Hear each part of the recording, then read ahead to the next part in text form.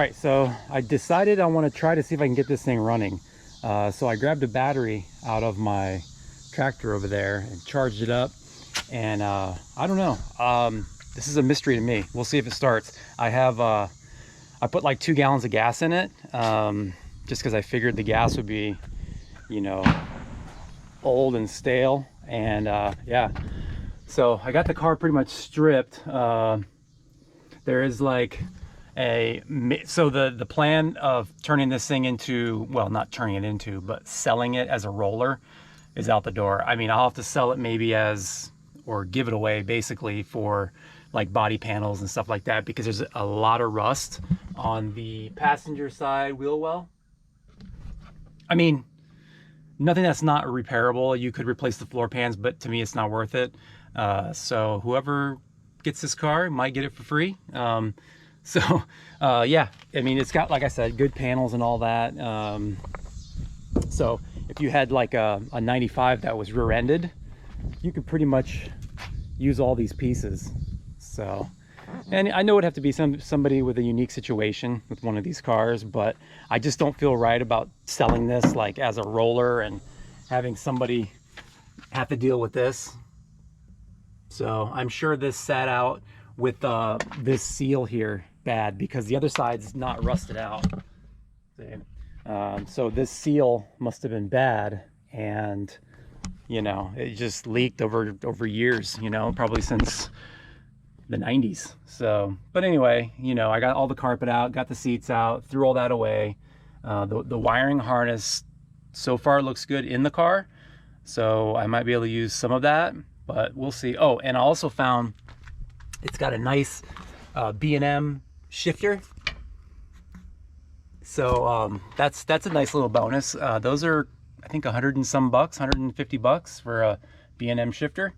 And yeah, I also did a little research on all the suspension on this car too, and it's a lot more than I originally thought. So if you wanted to do the springs, the struts, the shocks, both sway bars and all that, it's over $1,000 for just that suspension. So yeah, you know, what I wanted to do was, before I go any further ripping it apart, just want to turn it over, see if it turns over even. I don't know. I mean, like I said, I just flipped the camera on, and I haven't tried it yet. So I plugged the battery in, and yeah, let's see what it does.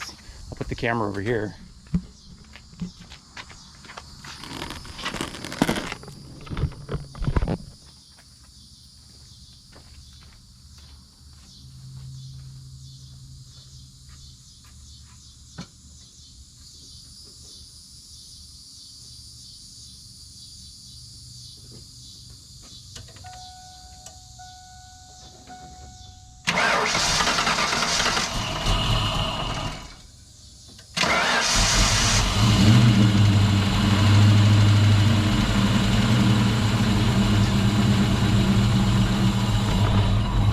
I don't believe it.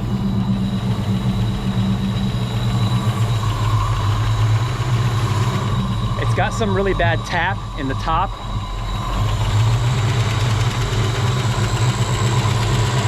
I don't know if you guys can hear that or not, but it's tapping really bad.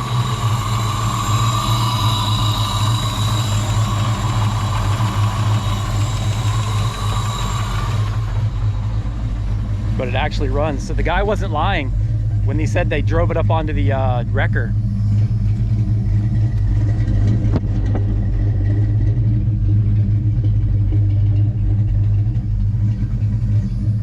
Actually sounds pretty good.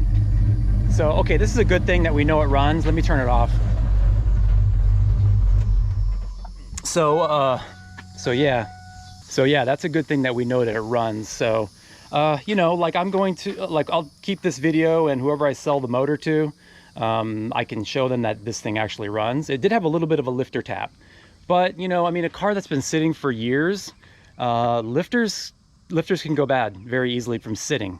They get corroded inside, and then they just won't pump. So that's probably what it is, probably lifters. But anyway, so I'm probably going to most likely, you know, strip off the good stuff off, you know, the balancer and some of the fuel injection, the rails. Hopefully the rails fit. I think that the rails should fit on my GT40 intake. and you know, injectors and all that, just basic 19-pound injectors. If I decide to use the computer, I mean, I could use the mass air, although I do have a 75mm mass air meter. But like I told you guys before, I know I said in the last video that I might use the mass air I have, but I'm not going to need that if I go with the Holley Terminator X. So anyway, yeah, I mean, so the next step is going to be basically start stripping off the stuff I need. You know, I need the oil pan. I need, what else do I need? Yeah, the oil pan. I'll take the balancer, the obviously the transmission, the clutch feels really stiff. So I think it's probably got like a stage 2 or 3 clutch in it. It's extremely stiff, which isn't really necessary. I would probably go back to a regular Ford Motorsport clutch, like a Cobra clutch, because on a stock motor, I mean, you don't need to be, you know, having all that clamping force for a stock engine, especially for daily driving, stop and go traffic. I mean, it's really hard to push the clutch down. So most likely I'll just get a different clutch for that. And I don't know, maybe it's got like aluminum flywheel, or I don't know. I mean, he's obviously done a little work underneath the car, and the transmission feels really good. So, but yeah, I mean, other than that, that's it. I'm gonna start stripping it now that I know it runs. So, okay guys, so it started to rain. That was yesterday when we started the car. So I kind of stopped messing with it and kind of transitioned to inside the garage. We got some parts in that we can go ahead and install right now. So I got in, we got the head gaskets. We've got the cam. Okay, this is the N91 Anderson, N41. I don't know why I said N91, N41 cam. Looks really nice. Yeah, we got that. So we won't be doing that just yet, and I'll tell you why in a second. But we do also have the springs that we're going to use. These are Trick Flow spring upgrade kit, and there's the part number right there. These are pretty good. They have, this is what pretty much everybody uses on the GT40 heads. They have like 110 pounds of seat pressure, and yeah, I can go ahead and get those installed in the heads. Yeah, so I'm gonna have to actually end up taking the pistons back out of this thing, okay? Because I found when I was looking the other day,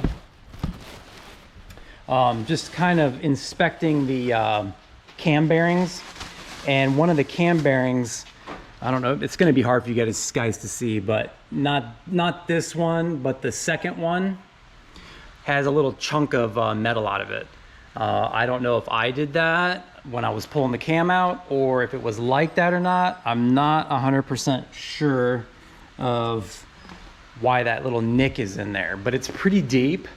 So I went ahead and ordered some cam bearings, and it's a much easier to put the cam bearings in if you don't have the pistons in there. So it's not a big deal. I just got to unbolt the pistons and slide them out. I can leave the crank in there, I believe, and go ahead and install those cam bearings like that.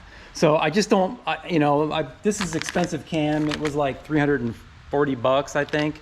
And I just don't want to install this into that with the cam bearings looking like that. I don't know if there could be other ones that are damaged too, but the one I can see is the second one. So I don't know. But anyway, we'll put that on hold for a second, and we'll wait for the cam bearings to get in, and then we'll go from there on that. But what we can do today is I can go ahead and get these springs put in, and I can show you guys how to do that. Pretty simple. I have this pretty cool spring tool here, the spring compressor. I bought this a long time ago. I don't know if it was Jegs or Summit or what, but that works real nice. And you have to install these a certain installed height. Okay, and they give you a little gauge to measure that. And it's pretty much the installed height is to get your seat pressure right. Okay, so they know from the factory that these put out a certain pressure at a certain height. Okay, and that's what that's for. And they give you shims and everything. You just shim it until you get your proper height. Okay, got different ones here. and it's got brand new locks. This kit was like 180 bucks for this whole kit. Locks, all the springs. These are the intake retainers. These are the exhaust retainers. There's two separate ones. So yeah, we'll go ahead and do that. I'll clear my bench off here so we can get this head up here and start working on it. All right guys, so hopefully you can see this. So I got the retainer on and you basically take the little tool, slide it up underneath there. And if there's space, if you need some shims, then add some shims. They have two different kinds. These are like the black ones are like 22 thousandths and the silvers are like 28. So I'm gonna start with the silver because it's pretty far, it moves quite a bit. So let me try that one and then we'll go from there.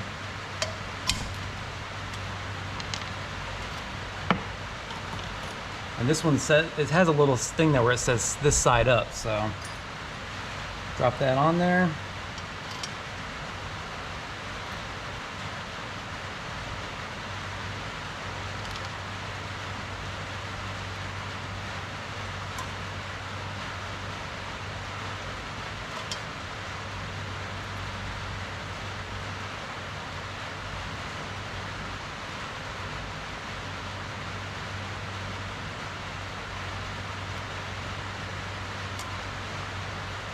Okay.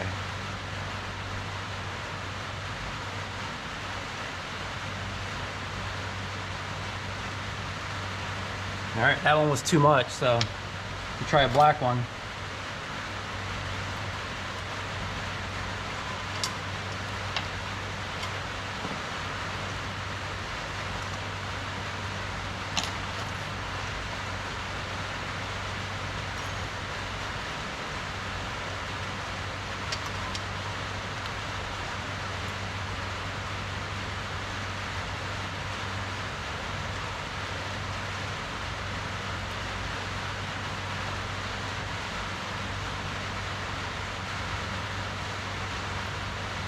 Yeah, so that one just fits perfect. I mean, it's a little tight, but that's the only shims I have, so we got to go with it. So that's going to be the shim, and we'll go ahead and take this back off. And then they have like a spring or a valve protector, like a tip protector. You slide over the valve tip and then put the valve seal on there. So that's pretty easy. So you just kind of slide this over the tip of it like that. Then you get your little valve seal. Put a little oil on it. You can put a little oil on the stem too. Just a little bit.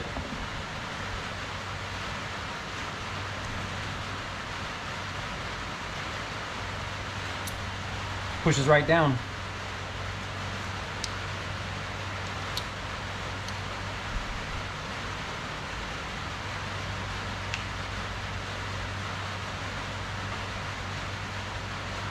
All right, so at that point, then you can put your spring on.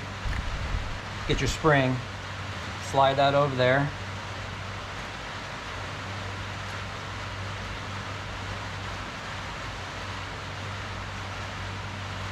And your retainer, and then you get your tool here.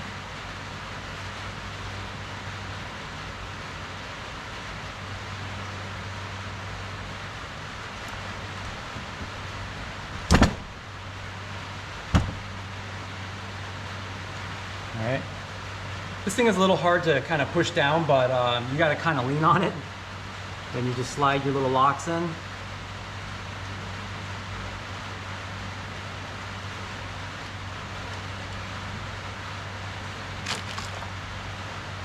Kind of push them in position a little bit.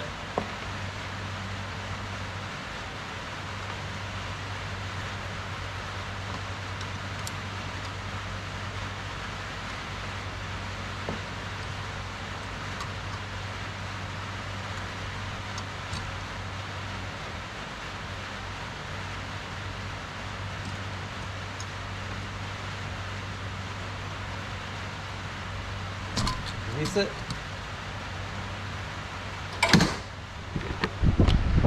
And that's that.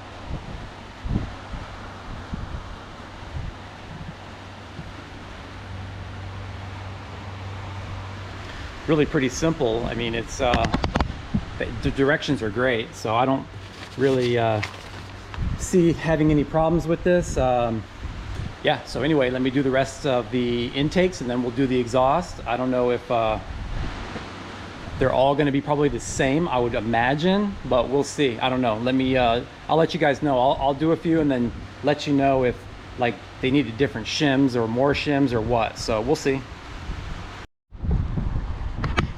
All right, so we got all the intake side done, and it was the black shims, so they were all exactly the same. So I'm sure they did that for a reason. They know what kind of headsies are going on, and I'm sure that, well, I'm not 100% sure, but I'm guessing that the silver ones are going to be for the exhaust. But we'll see. Anyway, okay, so we got the exhaust valve in on this one. And it just so happens that it didn't need any shim, and it actually was still a little tight, but that's okay. I'd rather it be a little tight than loose, because remember, that's your closed seat pressure. So if it has like 110 pounds of closed seat pressure, you know, it'll probably have maybe a little bit more, which a little more is not that big of a deal. So yeah, anyway, that's gonna do it for this video. I just wanted to show you guys this, show you that thing starting. I'm actually surprised that thing started, but yeah, and I've got more of that taken apart too. I actually started to dig into the heads and everything. I took everything off so I can get to all the stuff I need. So yeah, we're down to just the short block there.